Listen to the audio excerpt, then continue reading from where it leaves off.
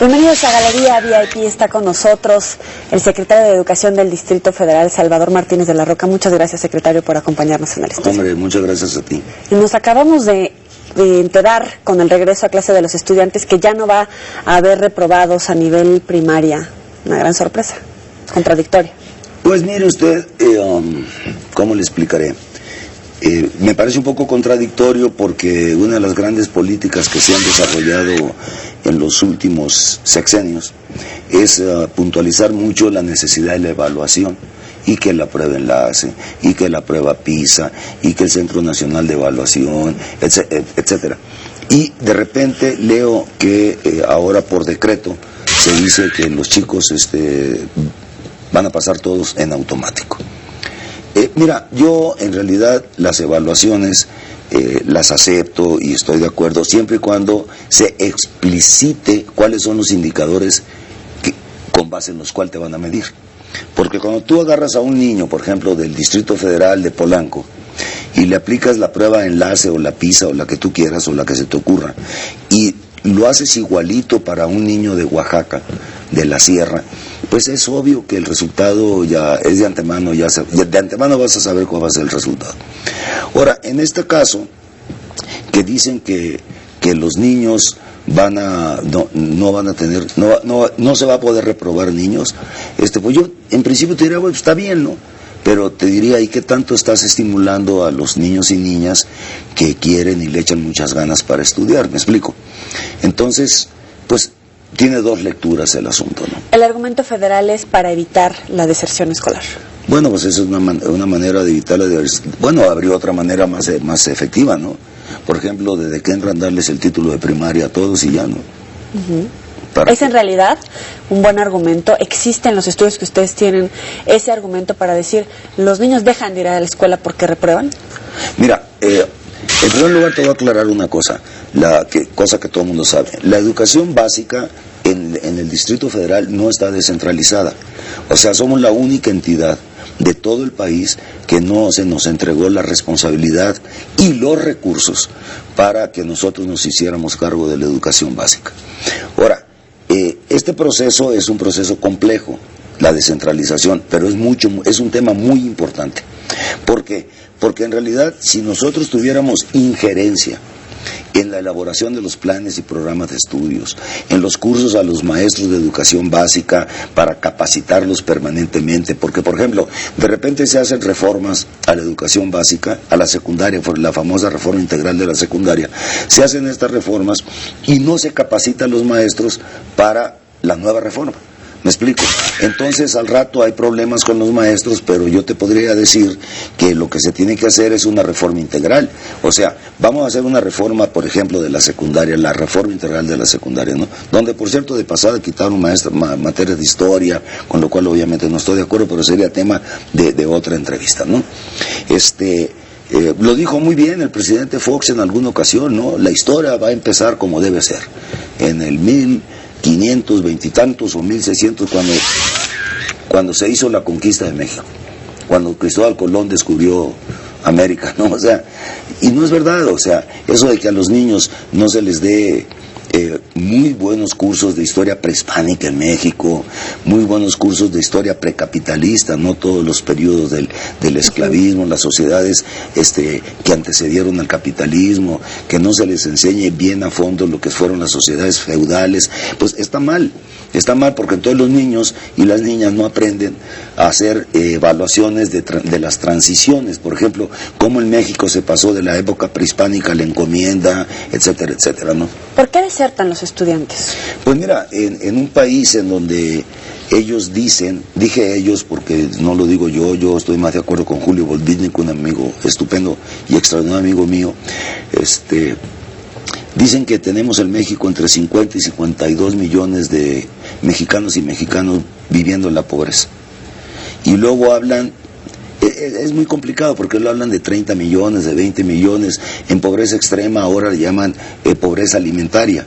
La pobreza extrema no es solo pobreza alimentaria, o sea, es bastante más amplio y más grave, pues. Entonces, si vamos a suponer que tenemos 50 millones de mexicanos o 52 millones que viven en pobreza. Es un problema gravísimo, ¿no? Es casi la mitad. Es casi la mitad. Ahora, hay un filósofo que se llama Teodoro Adorno y junto con otro que se llama Max Horkheimer de la Escuela de Frankfurt, que tiene un extraordinario libro, escribieron un extraordinario libro que se llama Dialéctica de la Ilustración, en donde dicen que en estas sociedades solo la exageración es verdad. ¿Por qué? ¿Por qué solo la exageración es verdad? Porque cuando te dicen que hay 50 millones de pobres, seguramente si dices 60 y tantos te acercas más a la verdad, porque se manosean las cifras. Es una cultura que me parece pues muy grave, muy grave. No estoy haciendo imputaciones a nadie en lo particular, estoy hablando de un sistema político, un sistema de gobierno. Ahora, si te dicen, por ejemplo, que en estas sociedades la democracia es lo que priva y que el respeto a la ciudadanía y que el respeto a los derechos humanos, etcétera, etcétera, pues es muy discursivo, como también es muy discursivo cuando uno escucha sexenio tras sexenio decir la educación es la columna vertebral de nuestro gobierno. Yo era presidente de la Comisión de Educación de la Cámara Federal en la 59 legislatura y le mandé decir en una declaración a Vicente Fox pues que estaba bien, pero que la columna necesitaba un terapeuta, ¿no?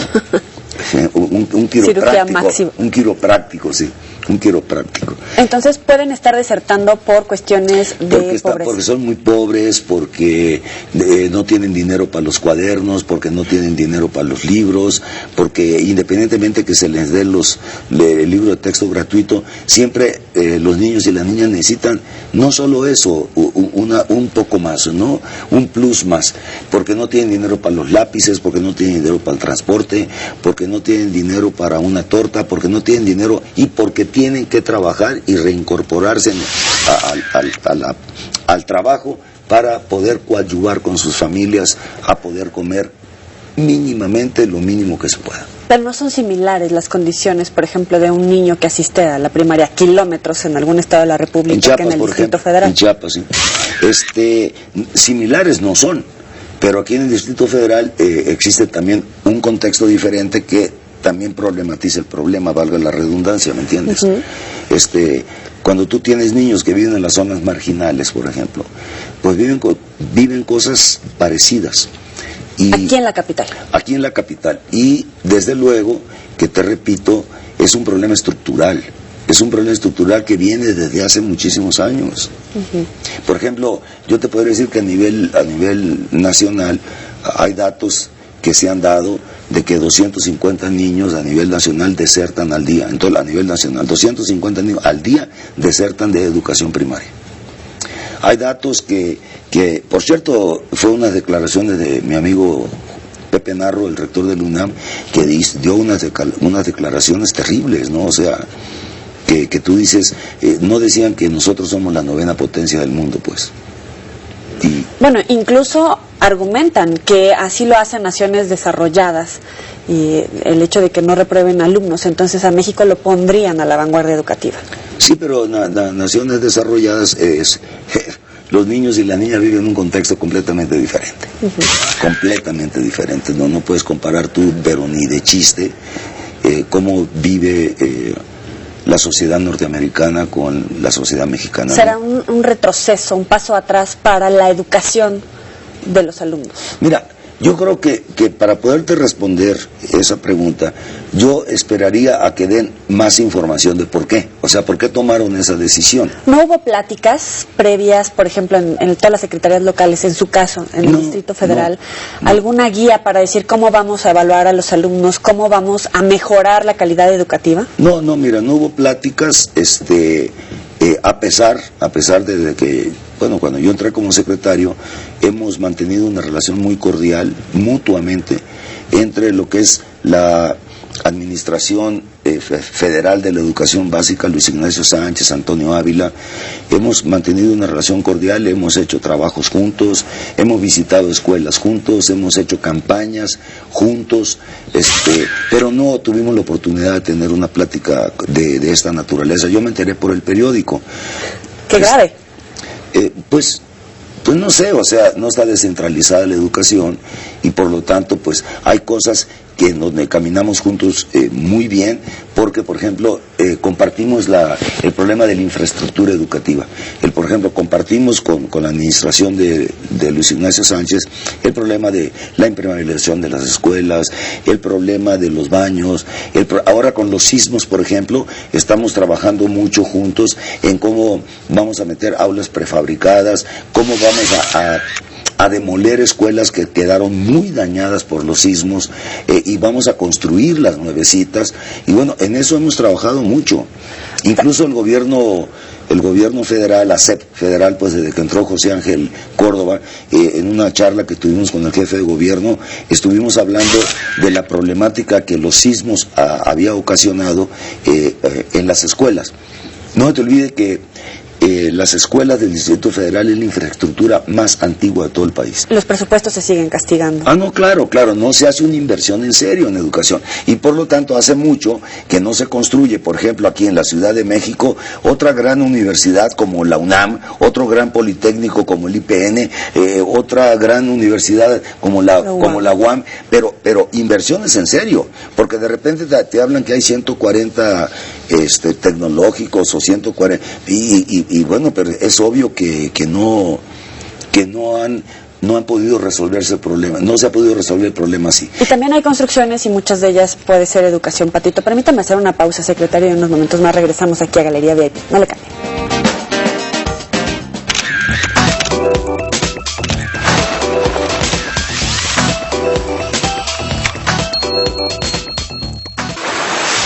No se pierdan los donantes porque tenemos recetas bien riquísimas. Vamos a hacer una ensalada azul con pera. También vamos a tener un puré de verduras para los niños, para que estén bien sanos y bien fuertes. Y para Pedrito también. Y también vamos a hacer un chorizo muy, muy saludable. Solo aquí en Sazonarte, donde la salud de tu familia empieza en la cocina.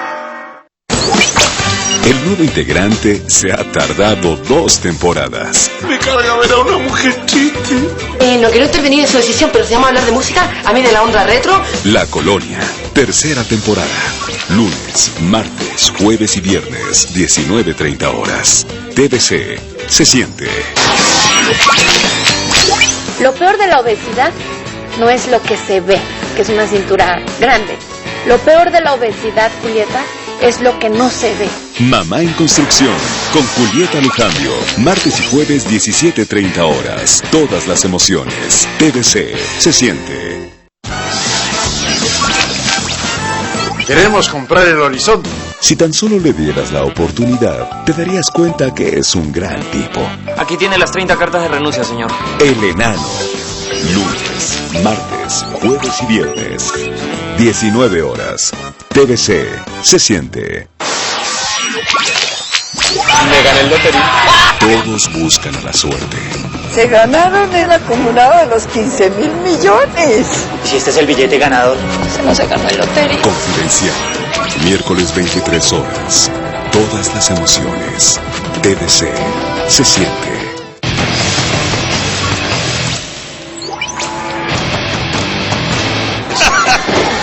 Arribada por parte de Punk que cubre el Miss. WWE, lucha libre, miércoles 18 horas. Es espectacular. Todas las emociones. TVC, se siente. Él es un hipocondríaco, va a tener que acostumbrarse. A Adrián no le gustan los elevadores, ni los aviones, mucho menos los túneles.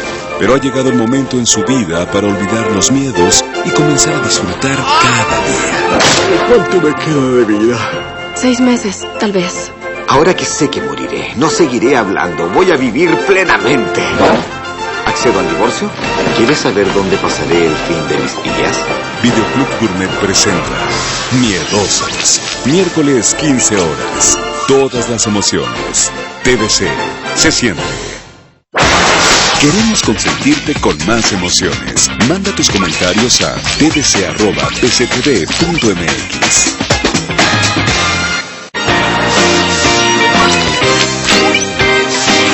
Estás viendo Galería VIP.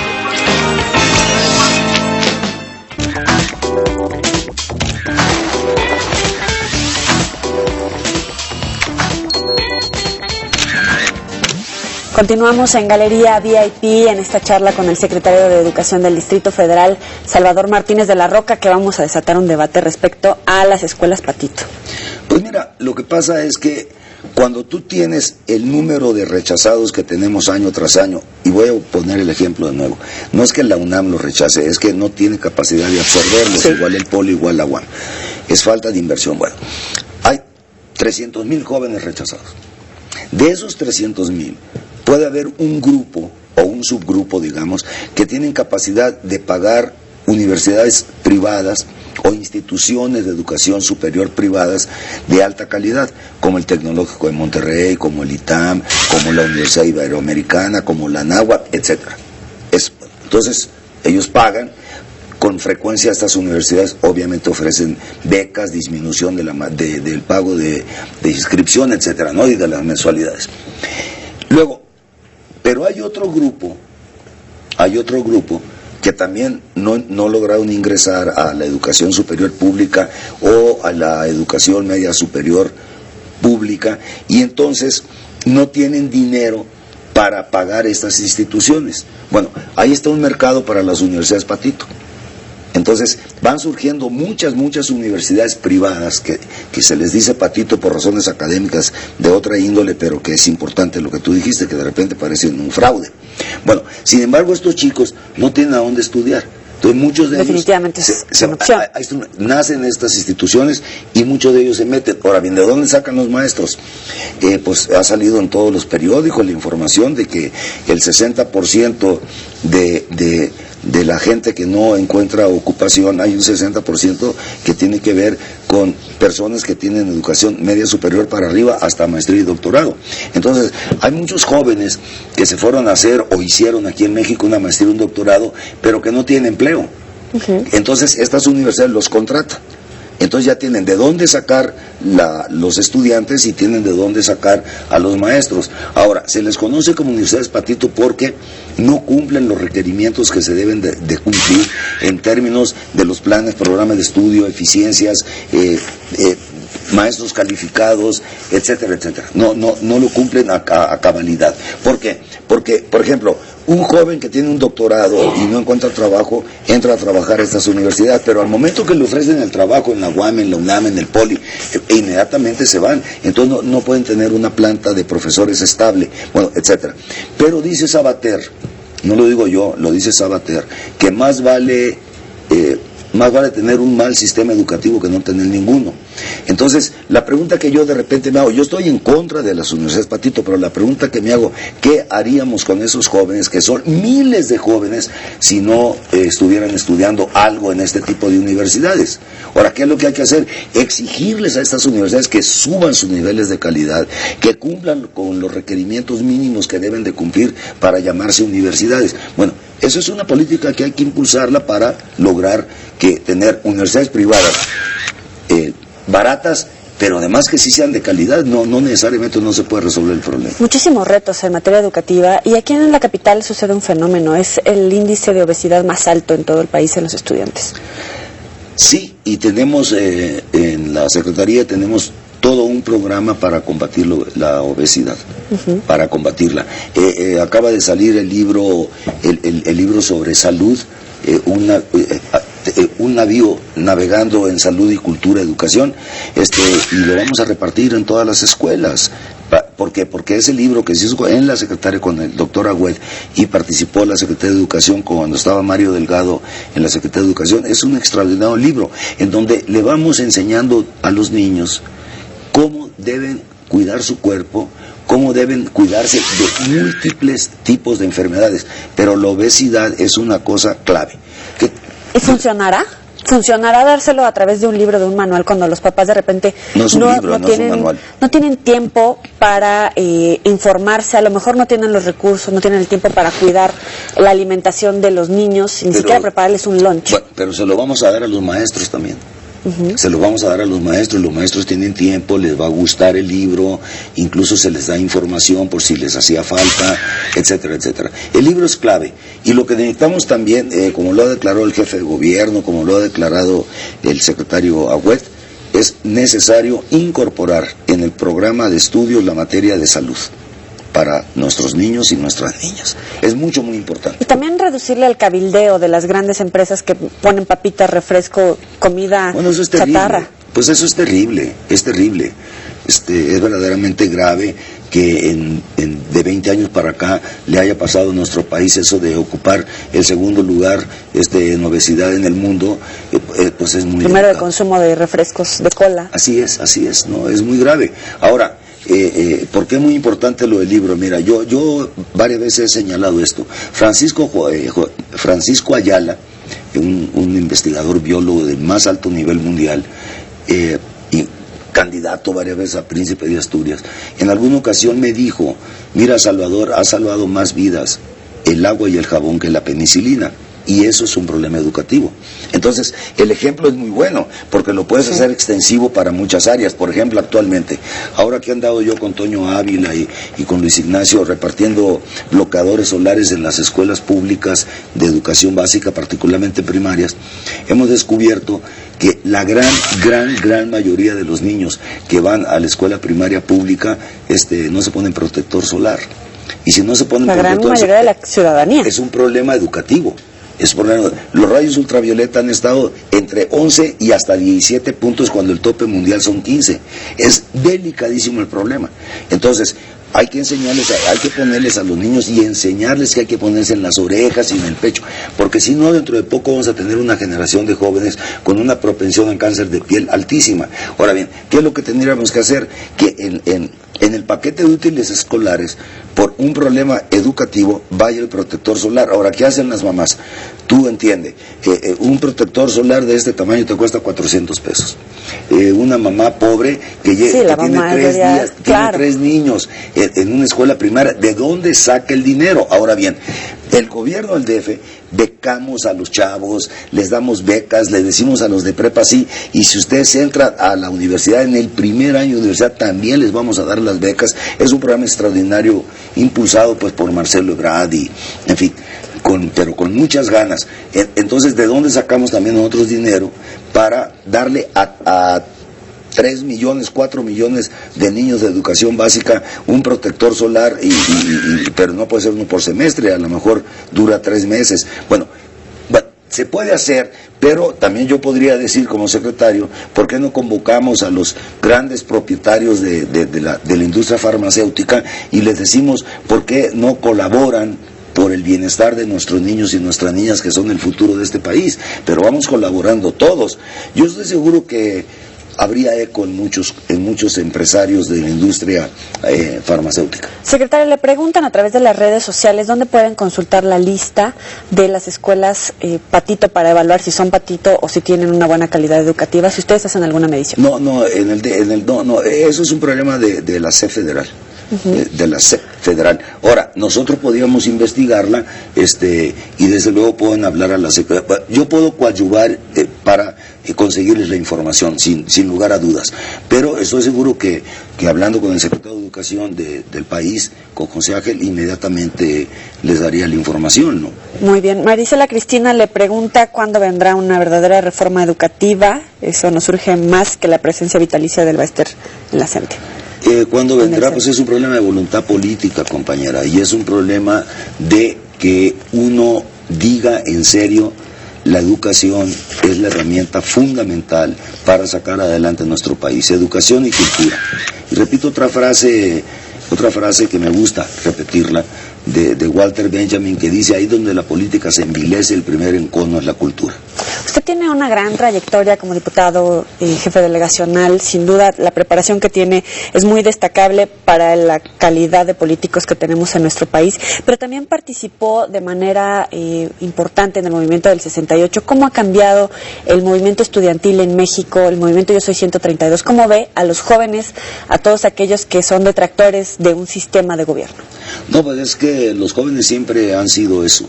Han sido detonantes de múltiples batallas históricas, como la huelga del 29, donde conquistamos la autonomía de la universidad encabezada por López Arias, como la huelga de apoyo a los médicos en la UNAM, que se dio en 65, como la huelga del 68, el movimiento del 68, como el movimiento del CEU del 86, 87, etcétera. Los jóvenes siempre han detonado este país.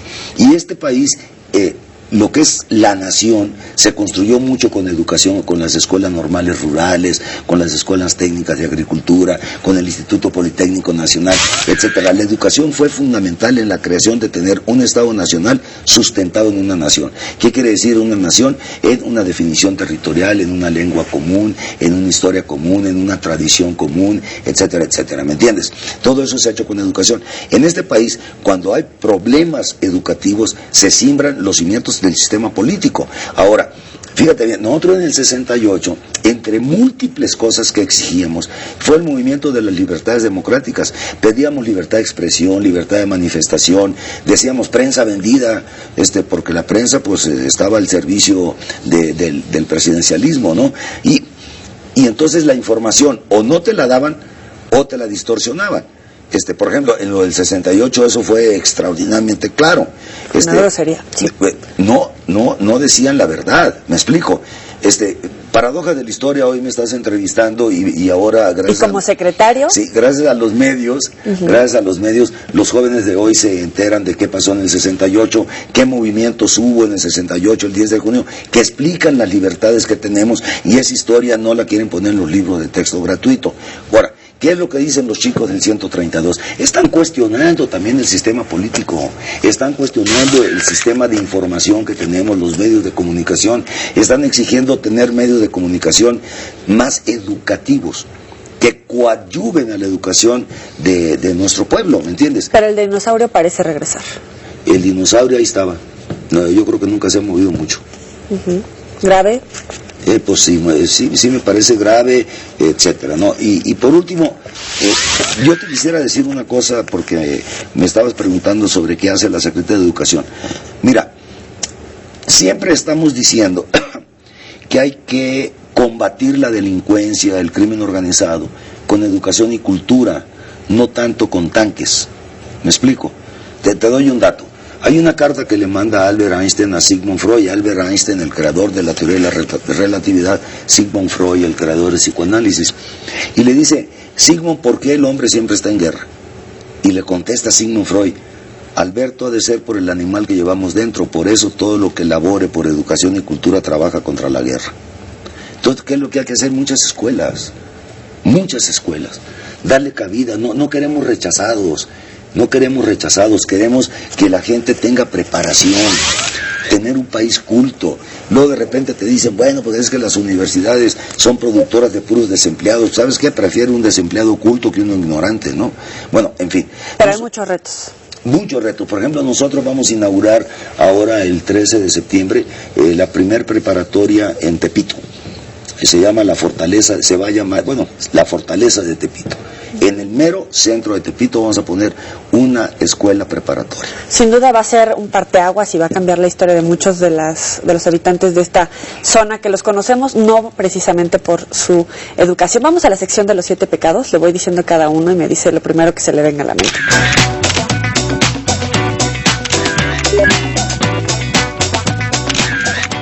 Avaricia. Lamentable. Envidia.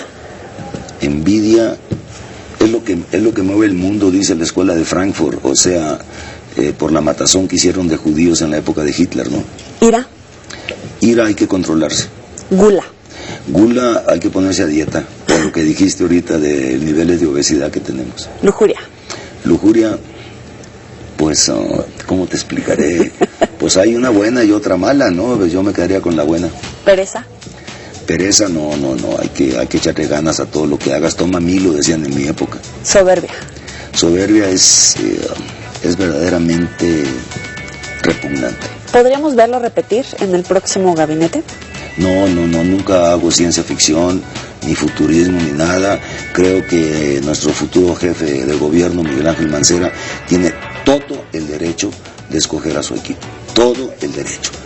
Ahora, si me invitara, pues lo haría con muchísimo gusto, como me invitó Marcelo y lo hago con mucho gusto, como cuando me invitó el ingeniero Cárdenas, lo hice con mucho gusto, para apoyar un proyecto.